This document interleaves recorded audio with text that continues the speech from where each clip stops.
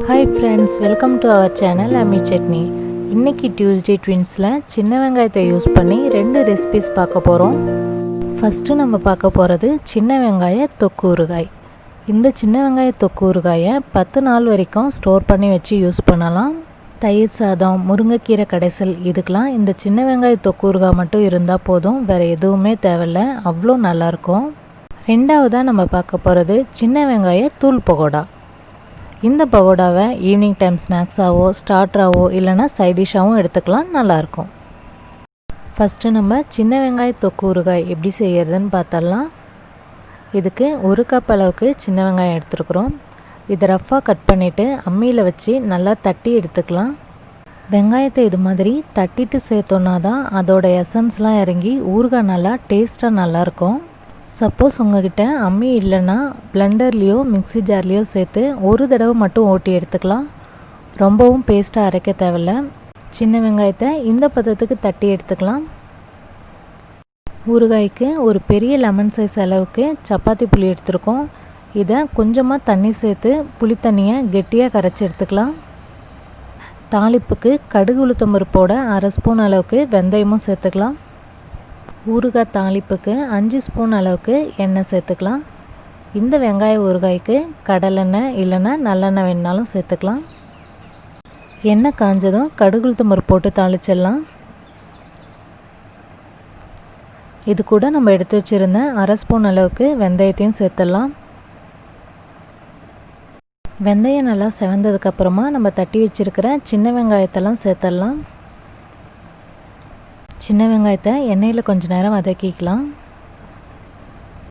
சின்ன வெங்காயத்தோட கலர் மாறுற வரைக்கும் வதக்க தேவையில்லை, லைட்டாக கொஞ்சம் நேரம் வதக்கி விட்டுட்டு அதுக்கப்புறம் புளி தண்ணி சேர்த்துடலாம். தொக்கு ஊறுகாய்க்கு தேவையான அளவுக்கு வெறும் மிளகாய்த்தூள் சேர்த்துக்கலாம். 2லேருந்து 3 ஸ்பூன் வரைக்கும் வெறும் மிளகாய்த்தூள் சேர்த்துருக்கோம். 1/2 ஸ்பூன் அளவுக்கு மஞ்சள் தூள், கொஞ்சமாக பெருங்காயத்தூள். இது எல்லாத்தையும் நல்லா மிக்ஸ் பண்ணி விட்டுட்டு ஊறுகாய்க்கு தேவையான அளவுக்கு உப்பு சேர்த்துக்கலாம். நம்ம ஊற்றிருக்கிற எண்ணெயெல்லாம் நல்லா பிரிஞ்சு வர்ற வரைக்கும் இது நம்ம வேக வைக்கணும். அதனால ஃப்ளேமை சிம்மில் வச்சுட்டு ஒரு 5 நிமிஷத்துக்கு நம்ம கொதிக்க வச்சிடலாம். இப்போ எண்ணெயெல்லாம் பிரிஞ்சு ஊறுகாய் ரெடி ஆகிடுச்சு. இறக்கிறதுக்கு முன்னாடி 1 ஸ்பூன் அளவுக்கு வெல்லம் சேர்த்துக்கலாம். சில புளி ரொம்ப புளிப்புத்தன்மை அதிகமாக இருக்கும். அது மாதிரி நம்ம எந்த புளி யூஸ் பண்ணாலும் கடைசியாக கொஞ்சம் வெல்லம் சேர்த்துட்டோம் அப்படின்னா டேஸ்ட்டை பேலன்ஸ் பண்ணி ஊறுகாய் நல்லா டேஸ்ட்டாக நல்லாயிருக்கும். இப்போ இது நல்லா கலந்து விட்டுட்டோம். ஆறுனதுக்கப்புறமா ஸ்டோர் பண்ணி எடுத்து வச்சுக்கலாம். இப்போ நமக்கு சுவையான சின்ன வெங்காய தொக்கு ஊறுகாய் ரெடி ஆகிடுச்சு. இது ரைஸ்க்கு மட்டும் இல்லை, இட்லிக்கு கூட சைட் டிஷ்ஷாக எடுத்துக்கலாம், நல்லாயிருக்கும். அடுத்ததாக நம்ம பார்க்க போகிறது சின்ன வெங்காய தூள் பகோடா. இந்த சின்ன வெங்காய தூள் பகோடாக்கு 1 கப் அளவுக்கு சின்ன வெங்காயத்தை தோல் உரிச்சிட்டு சீவி வச்சுருக்குறோம். சின்ன வெங்காயத்தை கட் பண்ணணுன்னா ரொம்ப டைம் ஆகும், அதனால் இது மாதிரி ஸ்லைஸ் பண்ணி எடுத்துட்டோன்னா ஈஸியாக இருக்கும். ஆனியன் பகோடாக்கு நல்ல வாசனை தரத்துக்காக 1 கொத்து கறிவேப்பிலையை சின்ன சின்னதாக கட் பண்ணி எடுத்துக்கலாம். பூண்டு சேர்த்தா தான் பகோடா நல்லா வாசமாக நல்லாயிருக்கும். அதனால் 10 பல் அளவுக்கு நாட்டு பூண்டை அம்மியில் வச்சு தட்டி சேர்த்துக்கலாம். இது கூட நம்ம கட் பண்ணி வச்சுருந்த கறிவேப்பிலையும் சேர்த்துக்கலாம். இப்போது இந்த வெங்காயத்துக்கெலாம் தேவையான அளவுக்கு பஜ்ஜி மாவு சேர்த்துக்கலாம். பஜ்ஜி மாவில் உப்பு மிளகாய்த்தூள்லாம் சேர்த்தே இருக்கும், அதனால் நம்ம எதுவும் சேர்க்க தேவையில்லை. கடலை மாவு சேர்த்து செய்கிறதா இருந்தால் பக்கோடா நல்லா கிறிஸ்பியாக இருக்கிறதுக்காக கொஞ்சமாக அரிசி மாவும் தேவையான அளவுக்கு உப்பும் மிளகாய்த்தூளும் சேர்த்து இது மாதிரியே கலந்து எடுத்துக்கலாம்.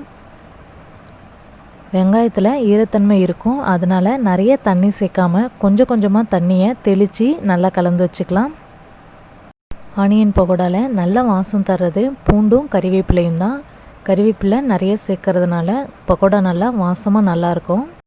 பகோடா நல்லா காரமாக வேணும்னு நினச்சிங்கன்னா ஒரு 2 பச்சை மிளகாயை சின்ன சின்னதாக கட் பண்ணி இதில் சேர்த்துக்கலாம். மாவு நல்லா கலந்தாச்சு. இப்போது பகோடா மிக்ஸ் ரெடி ஆகிடுச்சு. எண்ணெய் சூடானதும் ஃப்ளேமை மீடியமில் வச்சுட்டு பகோடா மிக்ஸை இது மாதிரி உதிர்த்து போட்டுடலாம். இந்த பகோடா சின்ன வெங்காயத்தில் செய்கிறதுனால டேஸ்ட்டாக நல்லாயிருக்கும்.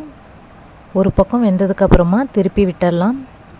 இந்த சின்ன வெங்காயம் பகோடாக்கு நிறைய சின்ன வெங்காயம் உரிக்க வேண்டியிருக்கும். அது ஈஸியாக உரிக்கிறது எப்படின்னு சொல்கிறேன். இப்போ பகோடாலாம் 2 பக்கமும் நல்லா வெந்துடுச்சு, எடுத்துடலாம். இது மாதிரியே நம்ம கலந்து வச்சுருக்கிற எல்லா பகோடா மிக்ஸையும் போட்டு எடுத்துடலாம். சின்ன வெங்காயத்தை ஈஸியாக உரிக்கிறதுக்கு தண்ணியில் சின்ன வெங்காயத்தை ஒரு 10 நிமிஷம் ஊற போட்டுட்டு அதுக்கப்புறம் உரிச்சோன்னா ஈஸியாக தோல் வந்துடும். அது மட்டும் இல்லை, கண் எரிச்சலும் இருக்காது. இப்போ நமக்கு சுவையான சின்ன வெங்காய தூள் பக்கோடா ரெடி ஆகிடுச்சு. இன்றைக்கி டியூஸ்டே ட்வின்ஸில் நம்ம பார்த்த இந்த சின்ன வெங்காய பக்கோடாவும் சின்ன வெங்காய தொக்கு ஊறுகாயும் உங்களுக்கு பிடிச்சிருந்ததுன்னா மறக்காமல் அம்மி சட்னி சேனலை சப்ஸ்கிரைப் பண்ணி எங்களை சப்போர்ட் பண்ணுங்கள். இந்த வீடியோவை உங்கள் ஃப்ரெண்ட்ஸ்க்கெலாம் ஷேர் பண்ணுங்கள். தேங்க்யூ.